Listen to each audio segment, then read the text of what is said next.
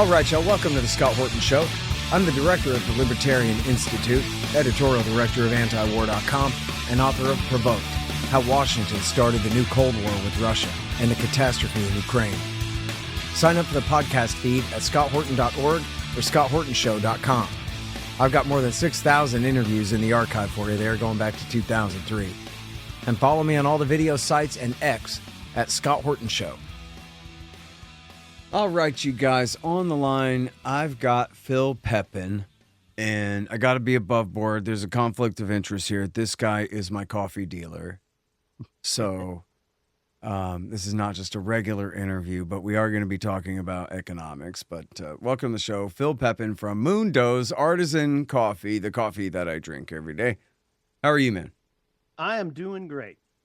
Good. Very happy to hear that. I'm actually out of your coffee right now, and I'm drinking the store-bought. It does not quite measure up. That's a crime. Good news is it should get there by tomorrow. Well, okay, I'll be checking the box. It's such good stuff. I love Mundo's Artisan Coffee, and as really big fans of this show know, I got my own coffee named after me that you can get if you click in the margin on the right side at scotthorton.org. And it'll take you to the right page where you get Scott Horton Coffee. What is Scott Horton Coffee anyway, Phil? Well, it's a combination of Ethiopia and Sumatra. That's some tasty stuff. Mm-hmm. I tried to give some to Joe Rogan, but he said he has so much coffee, he cannot accept any new coffees. But then I gave some to Daryl Cooper and his friend Daniela something, the professor. I'm sorry, I forget his last name.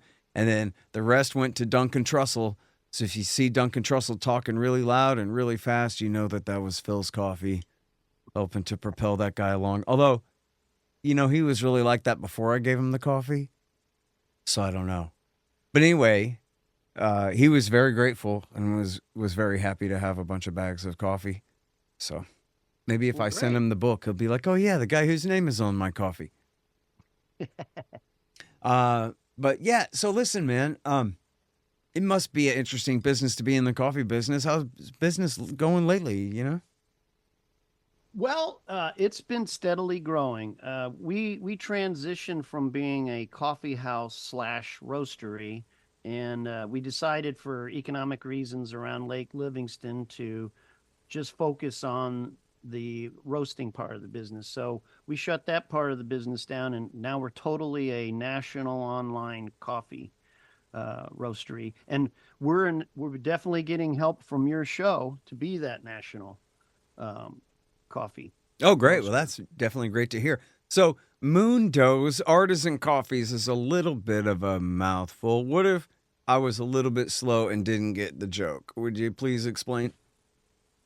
Well, I'll make it super brief. Originally, I had a coffee house down in McAllen, Texas, along the border.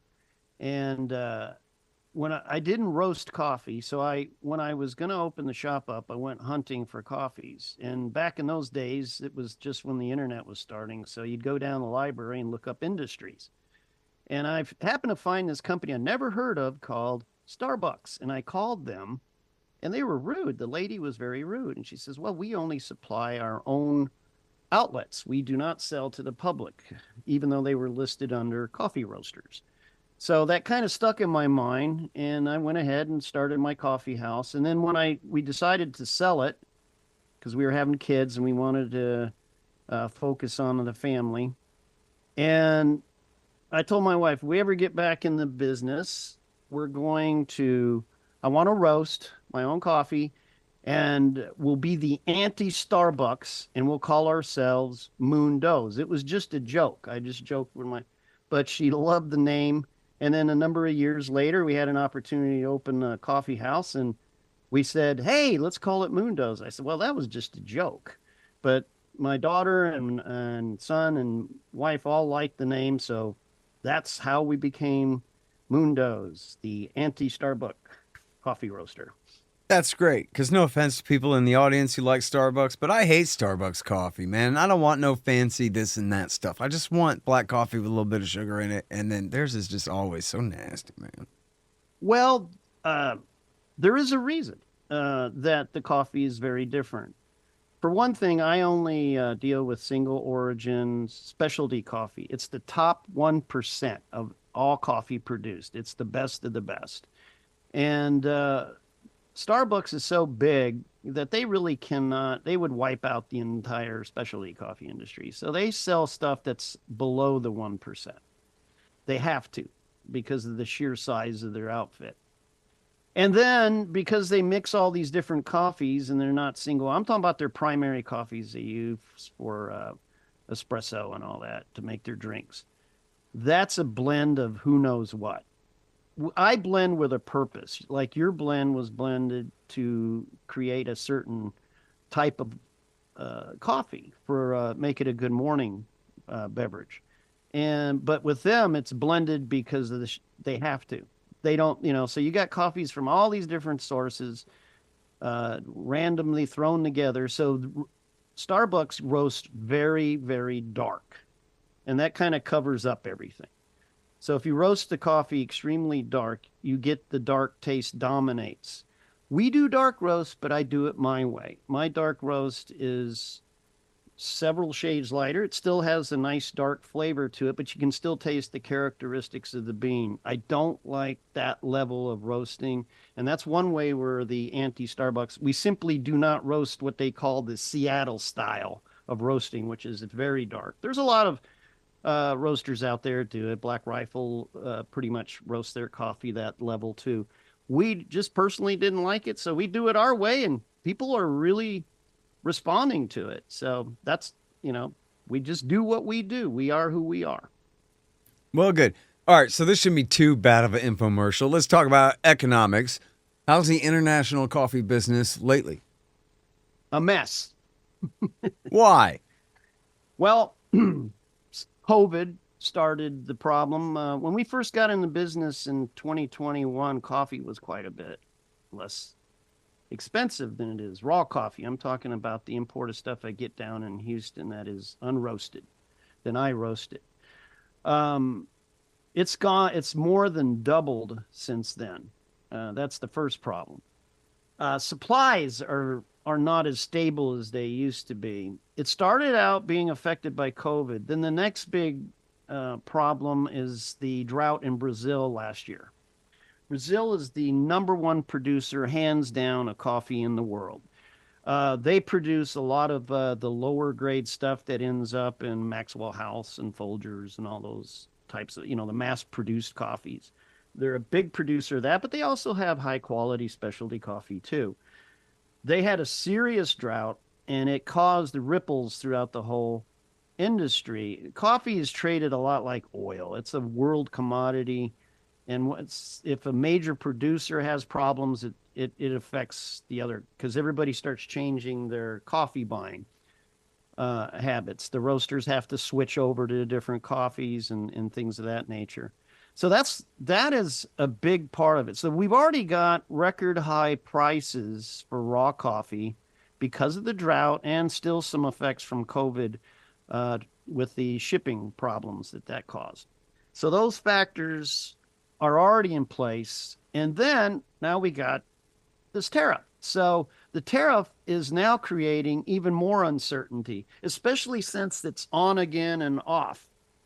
Right now, they have imposed a 10% tariff on all coffee producing nations. I mean, it's not just coffee producing countries, but for my purposes, what my business is affected by is every coffee that I sell except Mexico is affected. Mexico is excluded at this time temporarily, but we don't know. They could impose a 24 or 25% tariff on that, and that might affect coffee. Well, but that's going to protect all of the American coffee growers, like in Kansas and Nebraska, right? No coffee there. This is why I've been kind of on a tirade to say that if you're going to use tariffs to try to equalize things, that's one thing, but you need to use it like a surgeon's scalpel, not a nuclear bomb. And that's what I'm criticizing the way Trump is doing it, is that he is up. He's right now. It's 10% on everybody practically in the world. For the coffee industry, every single coffee I carry is hit by that except the Mexico. But Mexico is very high right now because everybody's scrambling to buy it because it doesn't have a tariff on it. So it creates shortages and instability, and that's part of what's going on. But everything just got hit in early April with a 10%. So that's in place now. Now here's the worst part of it is we got hanging over our heads is a reciprocal tariff. Now they put that on hold, but one of the countries, now remember we said that the Scott Horton blend has Sumatra from Indonesia. Indonesia has a potential 32% tariff, and that would hit coffee because I checked this with the coffee trade magazines. It would be imposed on coffee. And Sumatra is a very popular coffee worldwide. It's one of the popular blending coffees. And the other country, Ethiopia, that we get coffee, it has a 10% one. Now, that one doesn't appear to have a reciprocal, but it's already getting hit with 10%. And they've had their own problems with weather just a few years ago. So these countries, I want to stress, these are not wealthy countries. Indonesia has a couple islands that are doing okay, but overall, they're pretty poor countries. And for a 32% on Indonesia, I was shocked, to be honest. I don't know what they're doing to make Trump mad that they would threaten them with a 32% tariff. Yeah. Hey, y'all, let me tell you about Robertson Roberts Brokerage, Inc. Nobody trusts the U.S. dollar anymore. Foreign governments are stocking up on gold instead of $100 bills. One, they know they need to, and two, that means you need to too. Interest rates are up, but for some reason, not much for savings accounts. Park your money there and watch Uncle Joe Biden just counterfeit its value away. You can see how the Fed is afraid to raise rates to beat inflation for fear of popping the current bubbles, at least before the election. So more inflation it will continue to be. Gold is your shield against monetary and price inflation, just like it always has been. Now, Tim Fry and the guys over at Robertson Roberts are recommending gold over silver since the world's almost 200 governments are putting their own pressure on the price, which should help everyone else who makes similar calls on their own. Of course, Robertson Roberts can help you with platinum, palladium, and silver, as well as gold. Don't let the Fed and the war party inflate all your savings away. Look up Robertson Roberts at rrbi.co. That's rrbi.co. Hey, y'all, LibertasBella.com is where you get Scott Horton Show and Libertarian Institute shirts, sweatshirts, mugs, and stickers and things, including the great Top Lobsters designs as well. See, that way it says on your shirt why you're so smart. Libertas Bella, from the same great folks who bring you ammo.com for all your ammunition needs, too. That's LibertasBella.com. Hey, y'all, I've been working on the audiobook of my new book, Provoked, How Washington Started the New Cold War with Russia and the Catastrophe in Ukraine. I've now finished and posted part 3 of the audiobook to my Substack and Patreon at scotthortonshow.com and patreon.com/scotthortonshow. So that finishes all of George H.W. Bush and Bill Clinton. I know there's still a long way to go, but just these first 2 chapters are almost 10 hours of audio to get you started. I promise I'm doing the rest as fast as I can. Get the audiobook of Provoked first. Subscribe at scotthortonshow.com or patreon.com/scotthortonshow. Well, now, I mean, is this going to be the complete margin of failure where the international coffee trade, at least in terms of American demand, is going to break down and we're going to all just be drinking Mexican coffee and liking it? We call it victory coffee. The problem is Mexico is a pretty big producer, but they're far from the biggest. They could not supply the United States by themselves. No way. I've run into I deal with some pretty big importers out of Houston, and there are times that the Mexico coffees. I get one from the Chiapas Mountains. To me, it's the best coffee. It's wonderful coffee. Mexican coffee is very good. But the really good stuff is only going to be grown in those regions. It's in the southern end of Mexico, where the coffee's grown. And you very often run into it running out. Right now, they're out, the ones that I get, because there was a run on it because of the tariff threats and the fact that Mexico at this point doesn't have one. So this is what happens. This is why you get shortages, because you get drastic changes in buying habits of the roasters. I have coffees I want to have stably available all the time. So that's one of the things I try to do. I try to pick coffees that I like, but also coffees I can get. And that has not gotten a lot harder for all the reasons. And it's been made much worse now with the threats of tariffs because there's a lot of uncertainty. It's a 90-day suspension on the reciprocal tariffs, but we don't know what's going to happen after 90 days. And of course, like oil, coffee is priced on kind of a futures, a coffee can sit in a warehouse. They already have it, but it can go up while it's sitting in the warehouse before I even buy it, because they're pricing it based on what they're going to have to pay to replace it. Man, you better send me a lot now, or it's too late. Well, I've got some good news for you. Before all this hit, I tried to be ahead of the curve because I do pay attention to this, and I have quite a bit of Ethiopia on hand, and I have a lot of Sumatra. I just bought a whole bunch of Sumatra. So I'm okay for a while. I'm trying to ride this out. So the Scott Horton blend is in no danger of being out of stock. I want folks to know that. Great. And again, everybody, just go to scotthorton.org and click the link in the right-hand margin. And you can drink good coffee and help support this show and help support a good business that's helping to support this show too at the same damn time. So that's really great.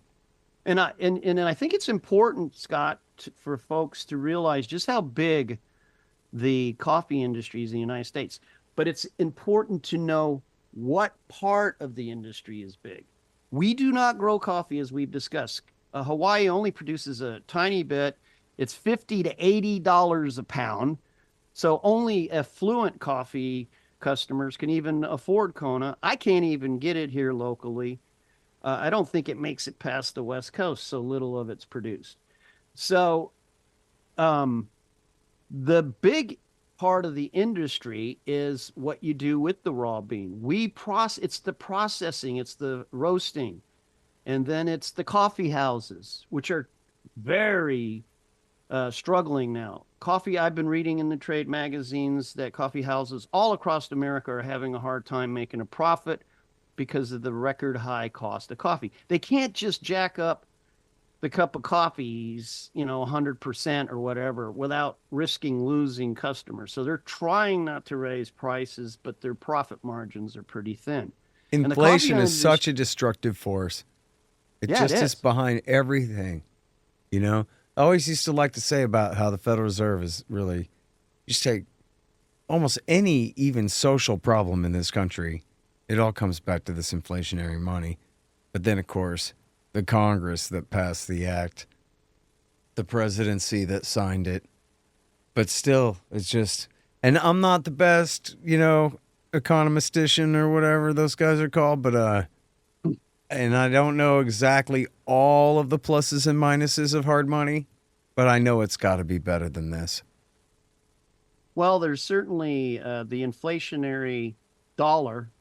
The way that it's set up doesn't help. It's the purchasing power seems to be getting weaker, and it's a big threat, honestly, Scott, because let me give you some quick numbers from the National Coffee Association and give people an idea. We import about 8.2 billion. Well, we did that in 2023, $8.2 billion worth of coffee. That, once it filters out into the economy of the United States, turns into $343 billion of added value of roasting it, distributing it, and all of that. The coffee industry is responsible for over 2 million jobs. That's $100 billion in wages per year. But all of this is so important for folks to focus in on, is based on what you do with the raw coffee. We don't produce it. 99% of the coffee imported is from tropical countries because we cannot grow it here. We're too far north. We don't have the right climate except for Hawaii, and they only have a tiny little growing zone. So there is no way that we'll ever be a producer of raw coffee. So that industry there's nothing to protect. The only thing a tariff is going to do is put an already strained industry under more pressure. And that is our end of the industry. And so you're looking at a industry that is really only going to be our end is going to take the hit. Trump likes to talk about he's doing more damage to China or you name the country. But in this case here, I can show with absolute certainty, when you look at the numbers, that it will hurt Americans disproportionately, not the countries that produce it, because they can sell their coffee elsewhere. Coffee is a international drink. It's, lots of people drink coffee all over the world. Markets can get switched around. If we make it so hard for the importers, then we're going to start having coffee shortages. And I don't know about you. I love my coffee in the morning, and I don't want to be doing without it. America runs on coffee, dude. Absolutely. Your brand and also other people's brands. Yep. Yeah, I don't know what I would do without it. All right. Listen, I better let you go. I have got so much work to do, and I'm sure you do too. But thank you so much for coming on the show, and thank you so much for sponsoring the show, and thank you so much for feeding me such great coffee all the time. I really don't You're know very what I'd do without welcome, it. and I appreciate the attention that you brought to our company, and that now this issue, because it is a very important issue to us personally as well as the other roasters around the country. Yeah, we're all going to get a real big lesson in economics here real soon. Yep. In protectionism and its pluses and minuses. And it's going to hit home on issues like this to a lot of people in a place we're not expecting. Yeah, but I hope people can relate that, and just think about it.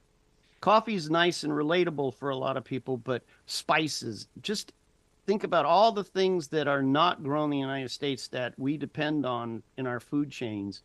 And you can see that this can become a big problem pretty quickly if it's used too indiscriminately. Yeah, got that right. All right, well, thank you again, Phil. Appreciate it. Thank you. All right, you guys, that is Bill Pepin. He is at Moon Does Artisan Coffee.com. And what you should do is not go there. What you should do is go to scotthorton.org and then click the nice picture in the right-hand margin there. It'll take you over there, and then you can get the Scott Horton blend and help support this show and help support a good company that's supporting this show. Thanks for listening to The Scott Horton Show, which can be heard on APS Radio News at scotthorton.org, scotthortonshow.com, and the Libertarian Institute at libertarianinstitute.org.